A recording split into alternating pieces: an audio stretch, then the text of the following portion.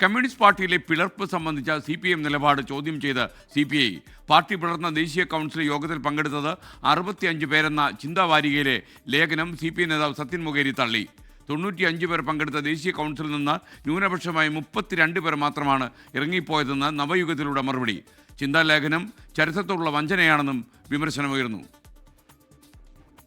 CPIM-ന്റെ സൈദ്ധാന്തിക വാരികയായ ചിന്തയുടെ VS പതിപ്പിൽ പ്രസിദ്ധീകരിച്ച ലേഖനത്തിൽ വന്ന പരാമർശത്തിനെതിരെയാണ് CPIയുടെ വിമർശനം. ദേശീയ കൗൺസിൽ യോഗത്തിൽ പങ്കെടുത്ത 65 പേരിൽ 32 പേർ ഇറങ്ങിപ്പോയെന്നും ഒരാളുടെ ഭൂരിപക്ഷമേ ഔദ്യോഗിക പക്ഷത്തിന് ഉണ്ടായിരുന്നുള്ളൂ എന്നായിരുന്നു ചിന്താലേഖനത്തിലെ പരാമർശം. ഇത് തീർത്തും തെറ്റായ വസ്തുതയാണ് ചൂണ്ടിക്കാട്ടിക്കൊണ്ടാണ് CPI ദേശീയ കൗൺസിൽ അംഗം സത്യൻ മൊകേരി പാർട്ടിയുടെ സൈദ്ധാന്തിക മാസികയായ നവയുഗത്തിൽ മറുപടി നൽകിയിരിക്കുന്നത്. 1964 നടന്ന ദേശീയ കൗൺസിൽ യോഗത്തിൽ 95 പേർ പങ്കെടുത്തു. അതിൽ 32 പേർ മാത്രമാണ് ഇറങ്ങിപ്പോയത്.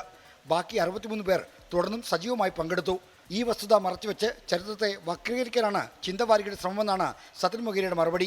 ന്യൂനപക്ഷം ഭൂരിപക്ഷ തീരുമാനത്തിന് വഴങ്ങണമെന്ന കമ്മ്യൂണിസ്റ്റ് സംഘടനാ തത്വം ലംഘിച്ചുകൊണ്ട് 32 പേർ മാത്രം നടത്തിയ ഇറങ്ങിപ്പോക്കിനെ പുതിയ കണക്ക് അവതരിപ്പിച്ച് ന്യായീകരിക്കുന്നത് ചരിത്രത്തോടുള്ള വഞ്ചനയാണെന്നും സത്യൻ മൊകേരി വിമർശിക്കുന്നു. ചരിത്രം തെറ്റായി പഠിപ്പിക്കാൻ ശ്രമിക്കുന്നത് ശരിയായ കമ്മ്യൂണിസ്റ്റ് രീതിയിലെന്ന് മറക്കരുതെന്നും അദ്ദേഹം നവയുഗത്തിലെ ലേഖനത്തിൽ ഓർമ്മിപ്പിച്ചു. പുതിയ തലമുറയെ ആ തരത്തിൽ തെറ്റായ കാര്യങ്ങൾ പഠിപ്പിക്കാൻ ശ്രമിക്കുന്ന സന്ദർഭത്തിൽ നമ്മുടെ പാർട്ടിക്ക് ആശയതലത്തിൽ ഒരു വിട്ടുവീഴ്ചയില്ല, ചരിത്രത്തിൻ്റെ കാര്യത്തിൽ ഒരു വിട്ടുവീഴ്ചയില്ല. ആർ അജയൻ എഡിറ്റ് ചെയ്ത നവയുഗത്തിൻ്റെ സംസ്ഥാന സമ്മേളന പതിപ്പിലാണ് പാർട്ടി പിളർപ്പ് സംബന്ധിച്ച പരാമർശത്തിന് CPI നേതൃത്വം മറുപടി നൽകുന്നത്. സംസ്ഥാന സെക്രട്ടറി ബിനോയ് വിശ്വമാണ് സംസ്ഥാന സമ്മേളന പതിപ്പ് ഇന്ന് പ്രകാശനം ചെയ്തത്.